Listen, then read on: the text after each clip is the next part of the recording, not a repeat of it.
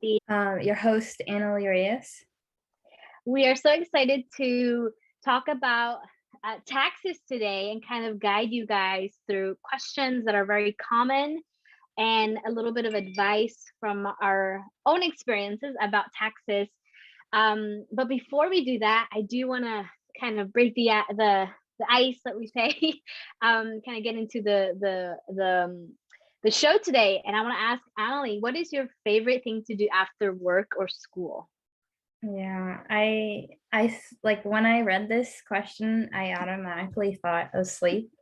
Because after school or work, I usually head home and go to sleep. But like in person, I had to go do my taxes on my own with assistance.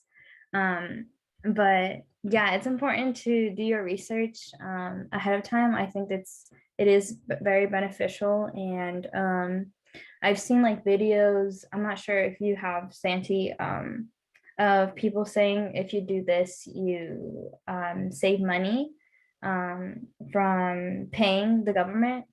Have you seen those videos? Yeah. Like yeah, like there's like for instance, like taking out a stock, like I think there's like a percentage that it's taking from the taxes. And so there's like different strategies, but you should talk to a lawyer or something about that if you want to learn more about that. But I forgot the organization, but they helped me to do mine. And I filed my taxes until when I was 18. Oh no, 19, my bad. But I'll explain a little bit more of why, but keep going.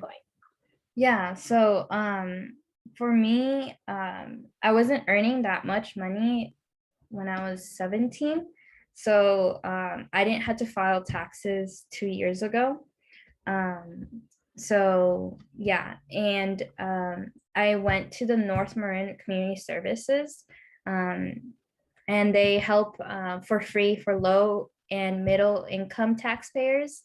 And if you want to call them and ask them if you have any questions, their phone number is 415-320-6191.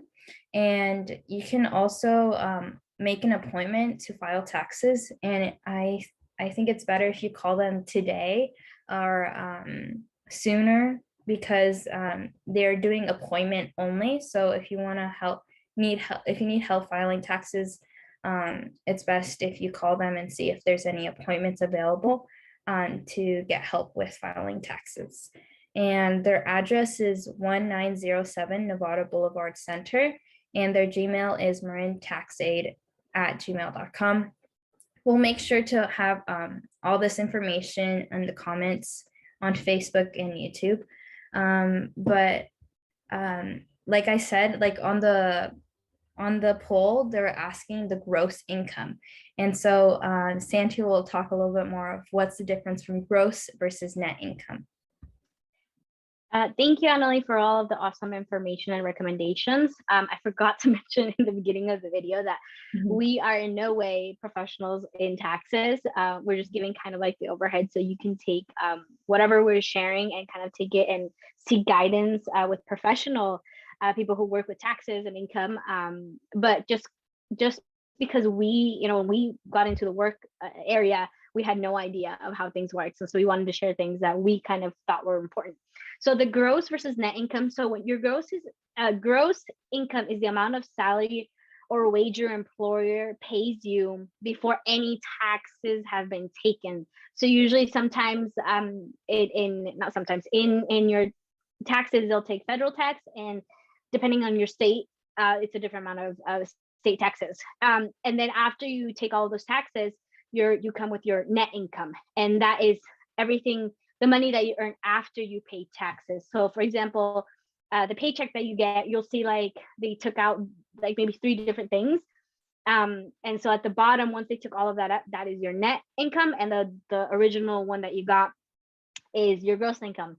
And just a quick example, let's say they paid you $100 and they took away $20 of taxes, then your gross income was $100 and your net income It's $20, right? So it's $80 would be your net income. So that's just kind of explaining the gross versus net income. I know I'm doing this quick because we don't have a lot of time, but really research into that. It's pretty interesting stuff. Yeah, I think you What is explained it very well. okay? Yeah. But what is withholding taxes, Anali? Yeah, so I personally did not know anything about this until my job. So I think it may be different for everyone depending on the jobs, but for me, they asked the amount of withholding taxes that I want to do personally. But withholding taxes is a prepayment of income tax. So let's say like you gave an example of $100 and you wanted to withhold $20 for taxes every paycheck, then that would be for the taxes for your state and federal. And there's a tax withholder calculator at the IRS website, and they show you how much money would be best for you to withhold for the taxes. And they even show like how much, if you like withhold, like let's say $50 out of your $100 paycheck, they'll show how much will be for refund if the withhold of taxes is more and they owe you back. That makes sense. Did that make sense, Santy? Yeah, I understood what you said. Okay. But yeah, there's that's a little bit more information, but did you wanted to add anything about teenagers filing taxes? Yeah, so I don't remember if we're gonna talk about it later on the show, but yeah, it kind of all depends with where you're working. Some offer, some will tell you, but like I said, if you are knowledgeable about taxes and how all of that works, you can go and ask your employer and kind of give them, hey, this is how much I want to have withhold and all of that. Before we move on and continue with the information, we do have an announcement. So PSA, if you are interested in being involved in improving your community, do you want to have a voice in decision and policy making that affect you and your family? Join the Canal Community Resilience Council every third Wednesday at 5:30 p.m. The next virtual meeting is going to be Wednesday, April 20th, which will be about Earth Day and ways to clean up the environment in our community. For more information or to join, text Marco to 415-960-5538 or join with this Zoom link that will be listed in the comments on Facebook and YouTube. So if you're really interested in kind of getting involved in your community, I highly recommend. Marco's an amazing person. You guys will have fun. Yeah, so that's the PSA.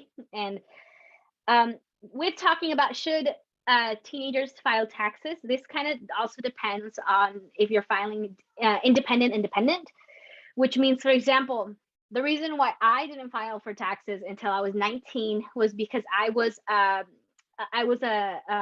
under my parents' taxes. So if you have a baby or you have kids, you put your kids in your taxes, and it's just letting the government know that, hey, I have kids, so the money that I earn, I'm feeding all of these 3, 4, or 2 kids that I have. So does that make sense so far? The parents. Okay, so for me, I wasn't working and I was doing the babysitting and tutoring stuff on my own, and I was doing some photography job, but I didn't do 12K in a year. So I didn't file taxes and I was under my parents. And then when I finished high school, I started, earning more money, and I didn't make enough money when I was 19 actually to file taxes, but I did it anyway. And the reason why I did it was because I wanted to be dependent from my parents, and I wanted to do my own taxes. Like I said, in the long run, if you start soon, it's good for you as a young person, right? because you're always telling the government that, hey, I'm working but I'm paying taxes, or if you have a business, I'm paying taxes. So that is kind of what independent versus dependent. And how are you considered an independent? Could be I did a personal choice, because I didn't have to. I could have waited until I was 20. But I did it when I was 19, and just basically means that I'm not under my parents anymore. I have my own tax information, and basically that's kind of what it is. So I highly encourage you to kind of ask your parents, have a conversation with your parents if they know more about taxes.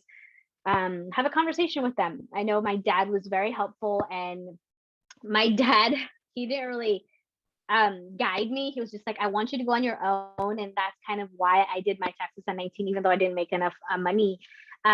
He was like, I just want you to go and try it out. So then when you're doing your taxes again, you'll be more knowledgeable and you know what to do. So I did it, and it was really interesting. I saw the numbers, how they're plugging it in. So yeah, that's just kind of what's the independent part. And if you if you have a different situation though, if you're a child who doesn't have mom or dad, you can file as a dependent as well if you're working. So I would highly recommend to, again, do more research on that, because it also depends on your family situation. If you don't have your parents, if your parents are, different situation, that's very different as well. Mm-hmm. Well, thank you for no problem explaining independent. But yeah, I do my taxes on my own, but I'm still filing dependent, because I still get support like more than 50%. So that's why I still file dependent. But yeah, that's I think it just depends on your situation.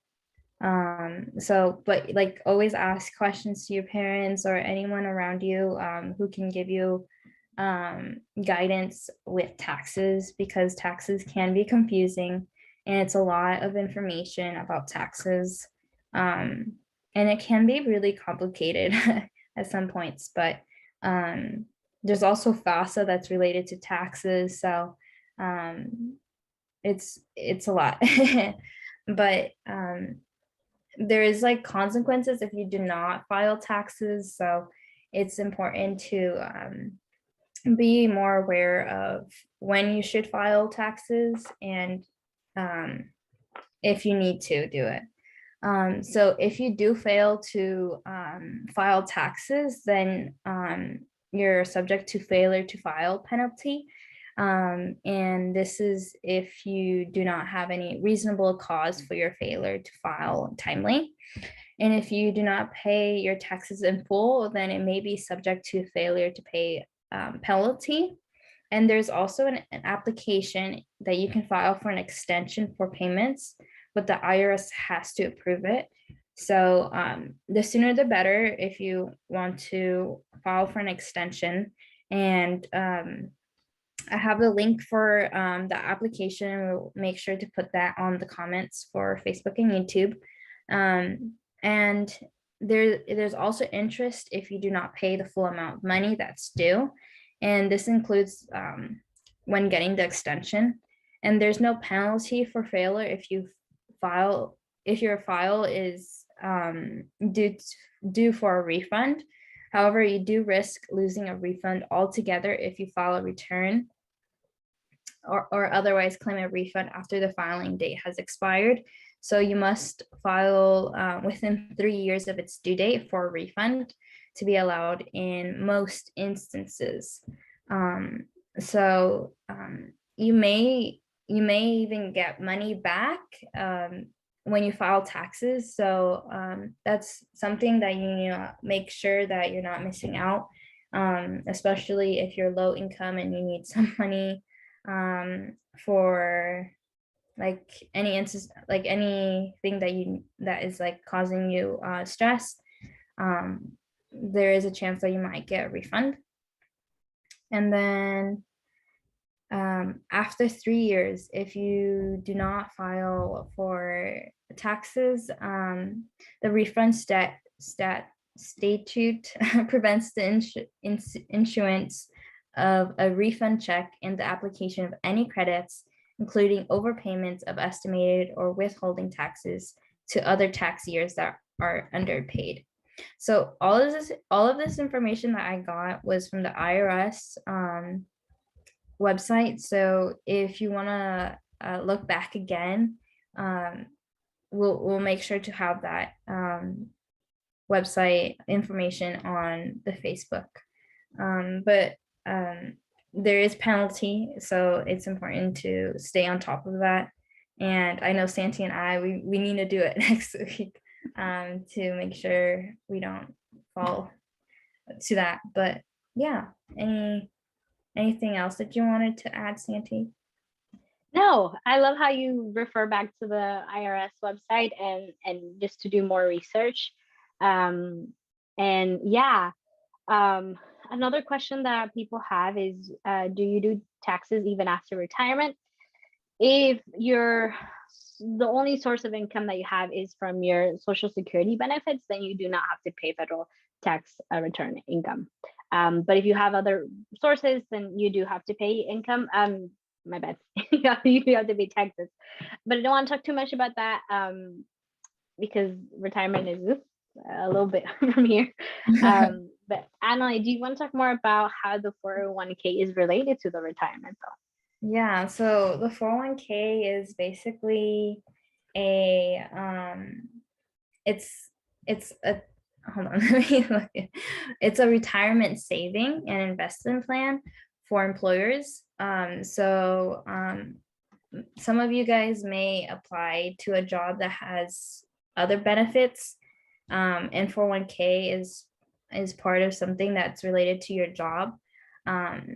So 401k does help with retirement savings, and I believe you choose a certain percentage when you join a job of how much you want to save for retirement.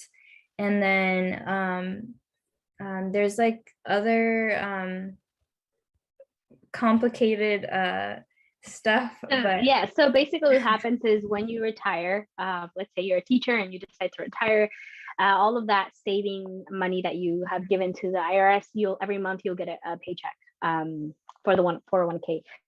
As a personal experience, I'm not a big fan of the 401k. By a fan, I mean I don't when I think about retirement, that's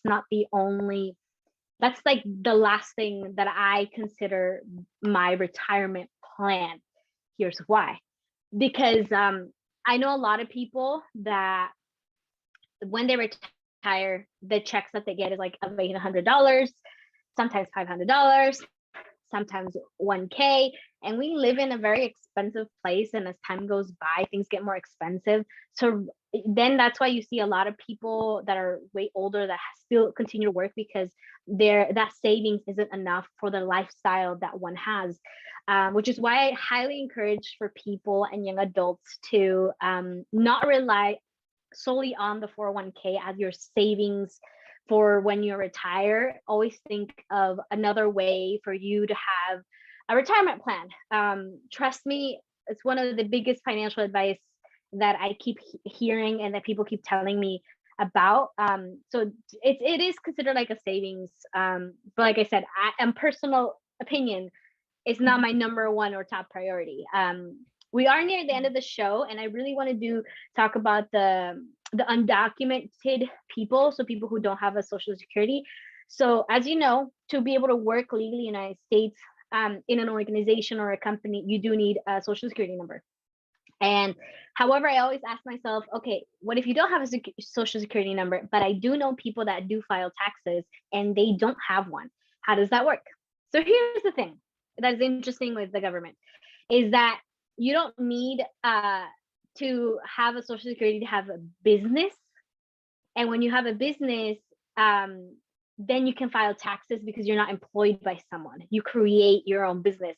It's a whole other world, but we are running out of time. So I wish I could talk more about it, but for people who don't have social security number, I would really highly recommend to get an ITIN number to file your taxes because it does have benefits for you too.